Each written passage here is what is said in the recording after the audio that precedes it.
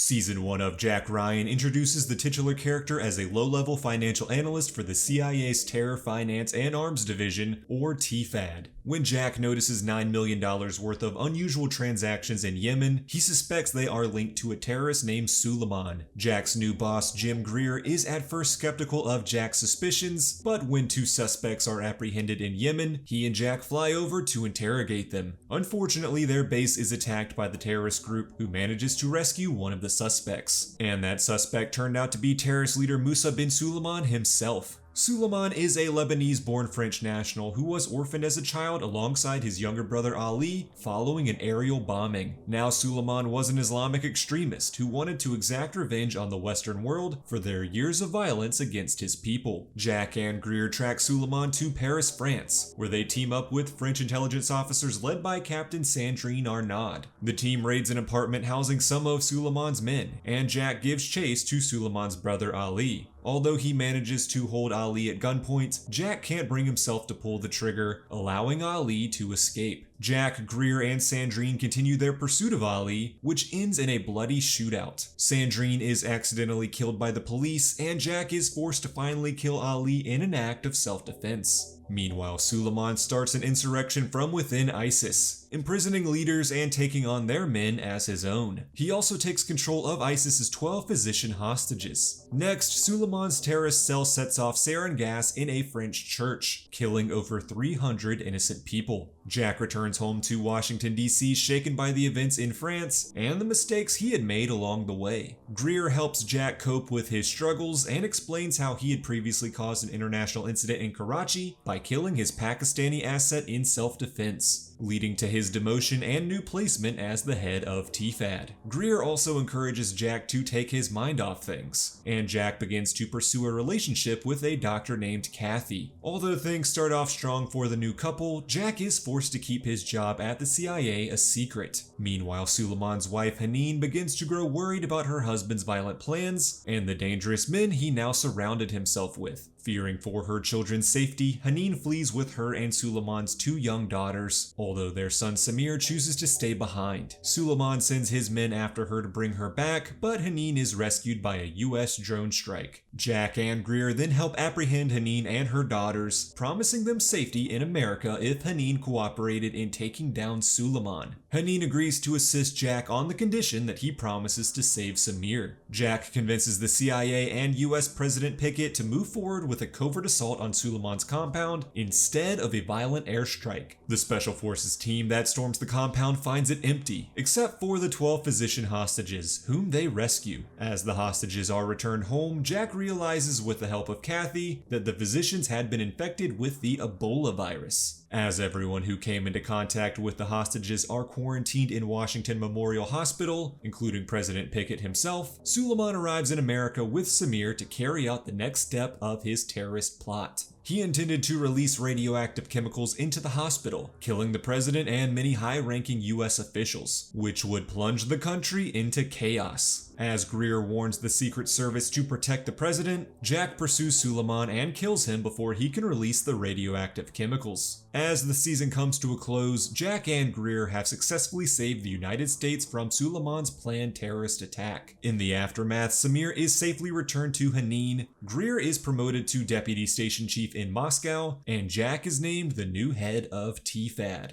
Do you want access to investing in real classic art in a market worth over $1.7 trillion? Do you want to say you own a piece of an actual Banksy classic? Well, let me tell you about this video's sponsor, Masterworks. Masterworks is one of the largest buyers in the art market today and is the platform to invest in contemporary blue chip art. In times like these, you might be wanting to diversify your investment portfolio, and contemporary art prices have outperformed the S&P 500 total return by 164% for the past 26 years. Previously, investments in art by world-renowned artists like Banksy, Picasso, Monet, or Andy Warhol were only accessible to the super wealthy, but Masterworks makes it possible for anyone to invest. And one of the many great things about Masterworks is that they make it so easy to start investing. Art research experts find works they believe will appreciate in value. Masterworks purchases the art, files it with the SEC as a public offering. Members can then buy and sell shares of the artwork, and then Masterworks sells the art and distributes the returns to investors. Since 2017, Masterworks has sold 5 paintings, with an average return of 26.8% to investors. And if you don't want to wait until the artwork you're investing in is sold, there's also a secondary market where you can buy and sell shares of art to other Masterworks members. There's currently a waitlist to sign up, but with my link you can skip the line and start investing today. So click the link in the description to learn more about starting your art investing journey. Thanks again to Masterworks for sponsoring this video. Now let's get back to the recap.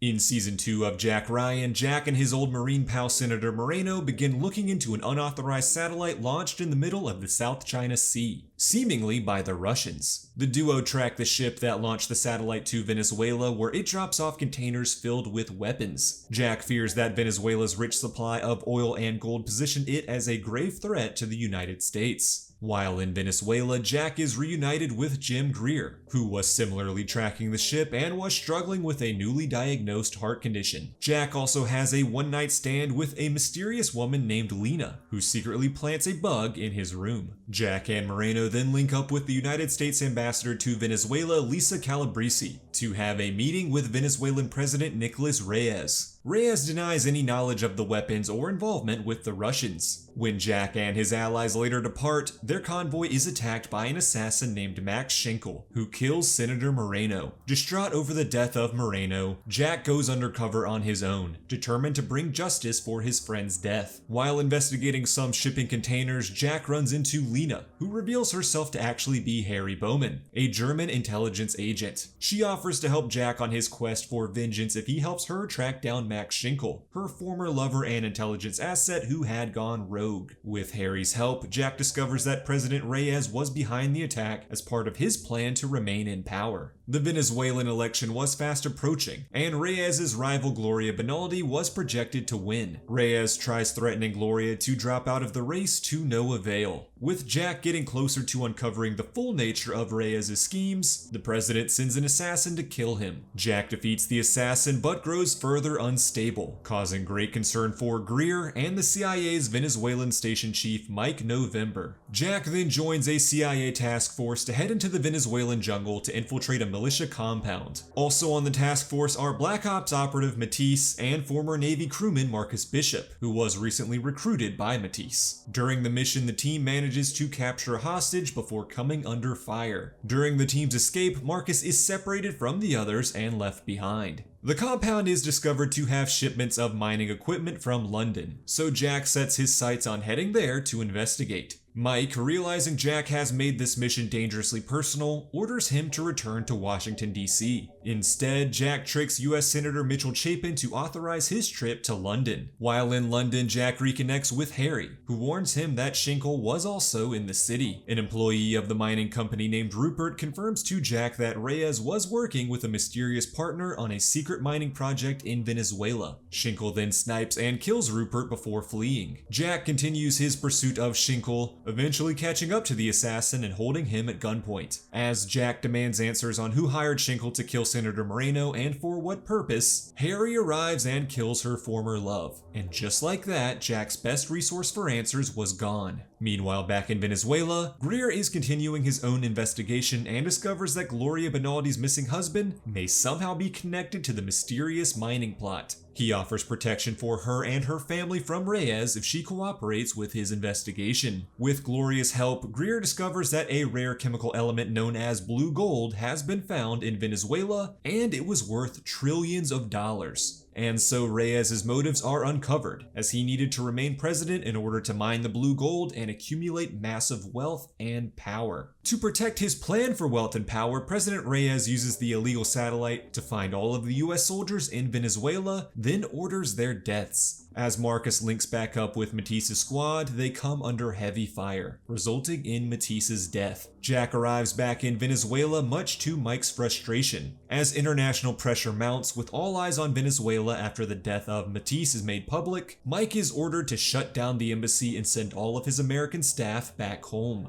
As the United States pulls out of Venezuela, Mike decides to stay behind with Jack and Greer to finish the mission. As the season comes to a close, Reyes' men capture Greer and shut down the voting polls on Election Day. Reyes claims victory in the media, but his lies caused the people of Venezuela to revolt and storm his palace. During the chaos, Jack and Mike breach the palace themselves to rescue Greer. Although Jack contemplates murdering Reyes for his crimes, Mike convinces him to spare Reyes' life and let the people of Venezuela deal with him. With Reyes defeated, Gloria Bonalde is reunited with her long-missing husband, who had been imprisoned by Reyes to silence him about the Blue Gold plot, and she is then elected president in a landslide. Jack, Greer, and Mike are finally able to return home, with Greer realizing that it might be time for him to retire from field work. Back in America, Jack realizes that Senator Chapin was actually Reyes' mystery partner. Turning the corrupt senator over to the FBI, Jack finally puts an end to the mission and finds justice for his friend Moreno.